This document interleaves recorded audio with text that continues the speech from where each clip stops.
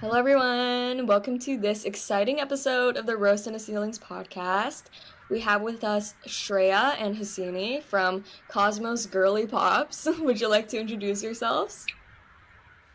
Hi, I'm Shreya, and I'm one of the co-founders of Cosmos Girliepops. Hi, I'm Hasini. I'm also one of the co-founders of Cosmos Girliepops.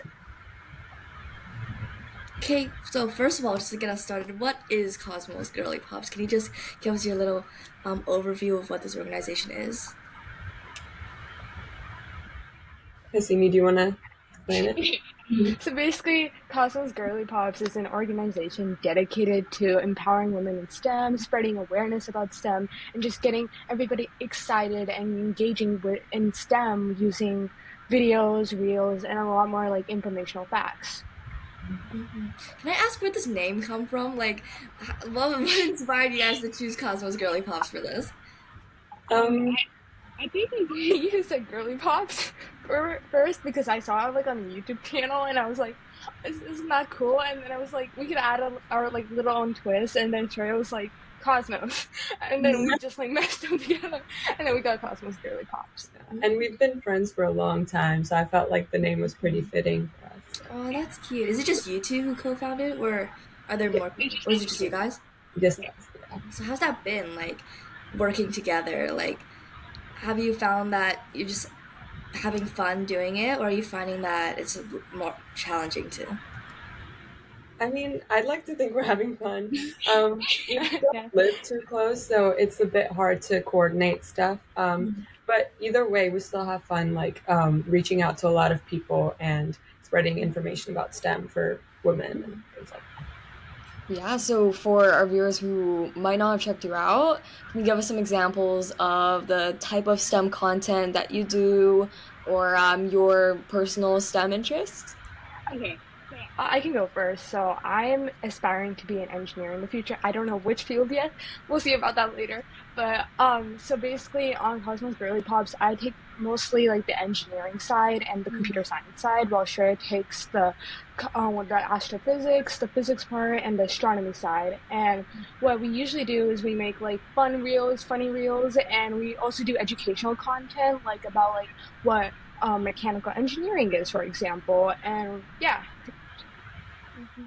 Yeah, and like Hasani said, I'm aspiring to be an astrophysicist in the future, and most of the content that we make, the real side is more fun, and so it can reach out to more people and be more relatable, while the post side is more informational, and like Hasini said, like we talk about what mechanical engineering is, or what dark matter is, or things like that.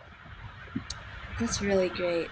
You guys have like very like the word astrophysicist is a long word, so I should point that out there. Good for you guys.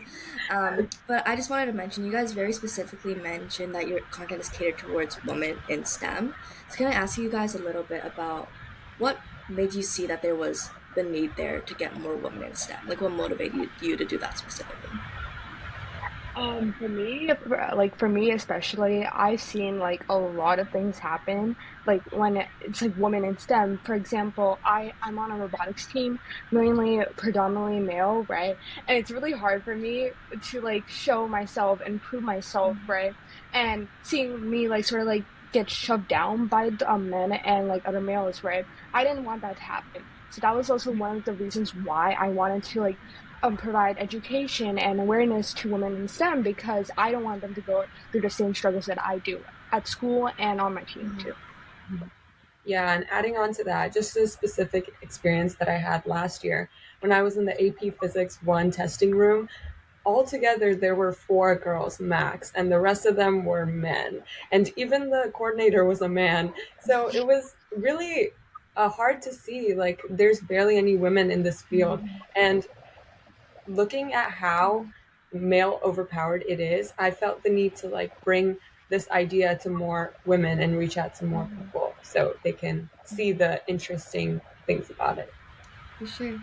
I don't expect you guys to know like the answers to this question, but I'm just wondering what your thoughts are, your opinions on maybe why women don't seek out STEM that often, especially maybe from like a high school level.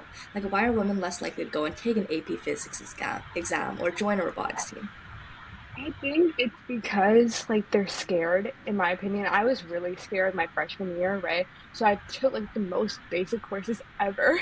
So and then I was like, I don't want to do this. I don't want to take the basic courses, right? So I just like started researching on my own, making sure that I get like the opportunities that I want to, and just searching it out and just asking people like, oh, what is this, and making sure that I understand it too, because I realize that a lot of women in STEM, they don't speak out a lot, and that I think that's a major issue because they're scared that they'll get like shut down by men and males or boys in general. Yeah, I totally agree with that. So, what do you think, apart from what you guys are doing, what do you think we can do to get more women involved in STEM? Like from like an outsider perspective, how do you guys who are already involved, how can we get more people in? I think having more like women mentors because at least in school, right? All my engineering teachers have been male. Literally all the computer science teachers have been male. I don't think at least at my school, I think there's like one or two like female science teachers minimum, and which I find really frustrating, right? And then I think just having the people to ask for help and create like that safe space will be really beneficial.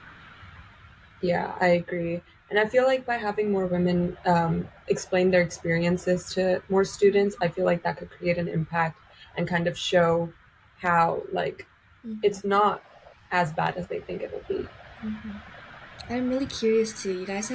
We've talked about how it's kind of hard to get yourself into that STEM environment, like take that step to join the team or take the exam. But can you guys touch on a little bit about what it is like to be a woman in STEM in a room full of men? Because me and Isabella, we're not STEM kids, right? So we don't really have a perspective on this. So I'm really curious to hear like how you guys are like treated in this kind of environment. Should I do it the first? Yeah, sure. Personally, it doesn't really bother me that most people are men. I just try to go about my own way and connect with the teachers. But I guess like you can still feel like the male dominance in the classroom. But personally, I just don't feel like I don't make myself feel as if I'm, lower than them, basically. I think it's actually the complete opposite for me because I usually go to robotics like pretty much like every week, like twice or like thrice a week, right? So I definitely feel like sometimes I'm the only girl there, right?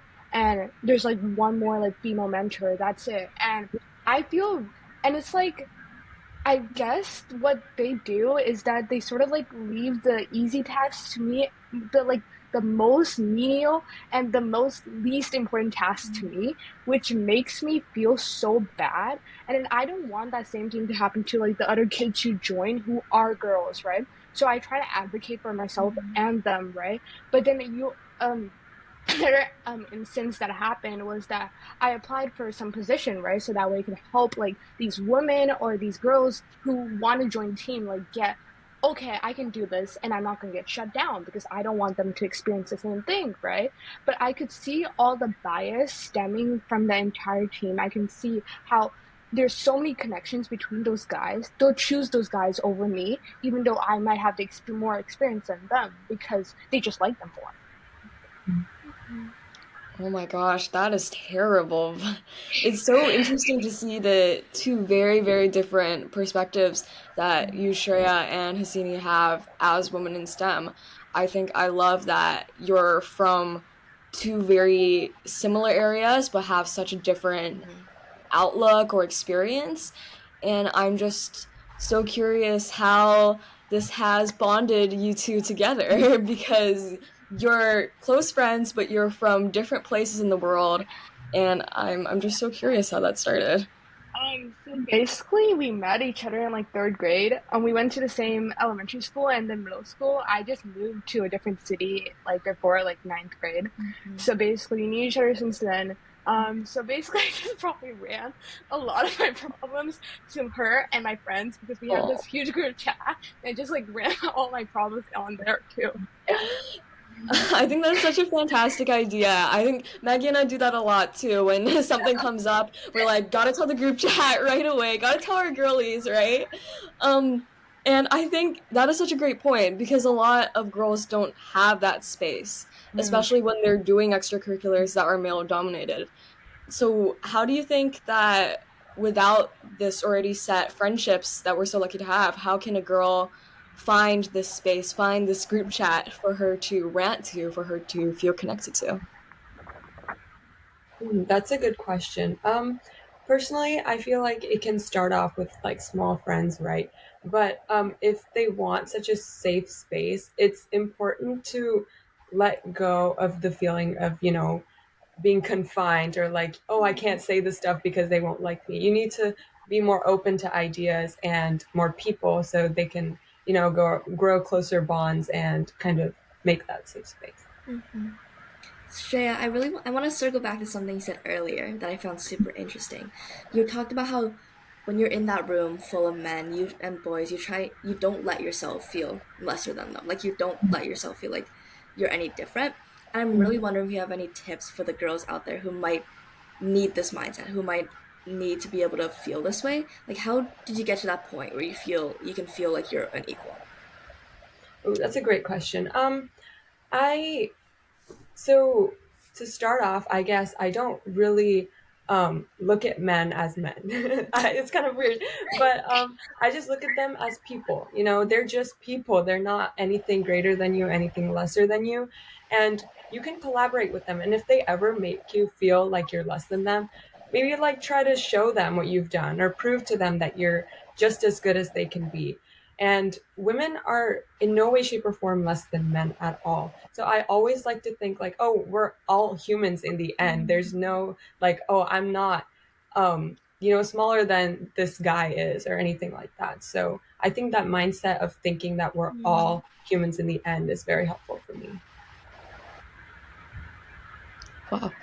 I think this has been so, so fantastic. And you are both, Shreya, Hasini, you are both such inspirations to the women in STEM and the girls in STEM out there. And I would love it if you have any last pieces of advice for the girls in STEM who are listening, just for their journeys. Can I get your first? And then I'll Um, I guess my biggest piece of advice is just to never give up. And especially if you're aspiring to be in the STEM field. I think it was Richard Feynman who once said, don't give up. Like, if you want to be a scientist, you have to pour in your time. You're not born with the talent, right? You have to, take it slow, take it easy, and you have to grow to get there and never give up on that because if you want something, you can get it. Like, there's no way you can't get it without the effort. So keep going and you'll get there. I think for me is that even though you might have to prove yourself twice as much as males do, right? Just keep on doing it. Just do it. Try to like attack at it in a way. Try to keep on going. Try to not give up. That's my advice. Those pieces of advice are so good. I'm sure that'd be super helpful. So again, thank you so much for your time coming on and talking to us. Update us in a few years when you like find a new star or engineer like a building. I'm not sure exactly what these fields do. I'm gonna be honest, but let us know when you do something cool because we know you will. So yeah, again, thank you so much for coming on and talking to us. Thank you so much for the opportunity. Thank you. Everyone go follow Cosmos Girliepops on social media. Okay, bye. Bye. Thank you. Bye.